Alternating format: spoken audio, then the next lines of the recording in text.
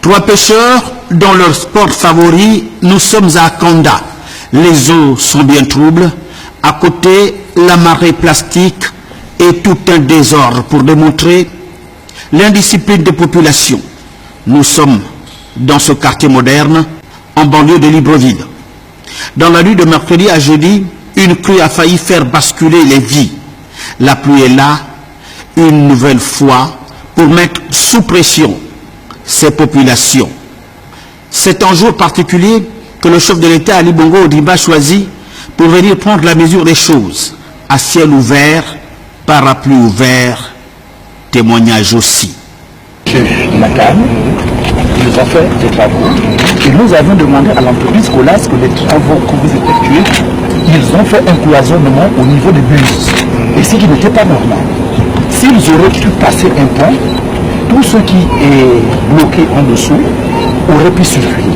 Mais cependant, mais oui, mais ça c'est récent, madame. Ça c'est récent.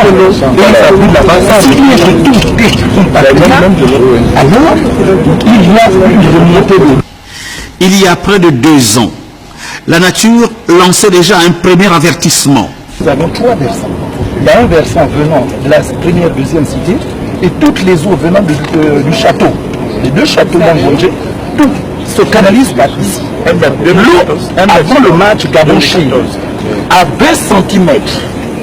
Mais c'était incroyable. Mais cependant, nous n'avons pas pu voir pour une pluie de 5 heures de temps. C'est bien d'écouter tous les Là, les gens sont venus reconstruire. Voilà.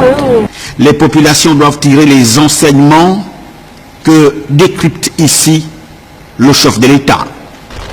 La nature a bien fait les choses, Dieu a bien fait les choses.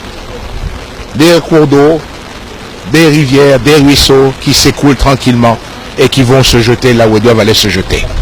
Alors ce que la nature a fait, nous, l'homme vient maintenant gêner le bon déroulement. Donc c'est-à-dire que nous sommes venus construire sur le lit des rivières, le lit des ruisseaux, bloquant ainsi l'écoulement des eaux. Si l'eau ne peut plus s'écouler, ben, qu'est-ce qu'elle fait? Elle est bloquée comme un barrage. Eh bien l'eau, dès qu'il pleut, elle monte. Et ça provoque ce que nous connaissons là. Donc avec un peu de discipline des uns et des autres, nous allons éviter ce genre de problème. Le gouvernement a les instructions pour cela, pour apporter de l'aide, mais surtout pour vérifier que dans le futur, les constructions puissent être faites comme elles doivent être faites, en respectant un petit peu nos lois et que tout le monde puisse absolument respecter cela. Ce sera pour nous tous un gros soulagement. Aujourd'hui, les travaux s'imposent. Il faut mieux assainir Akanda.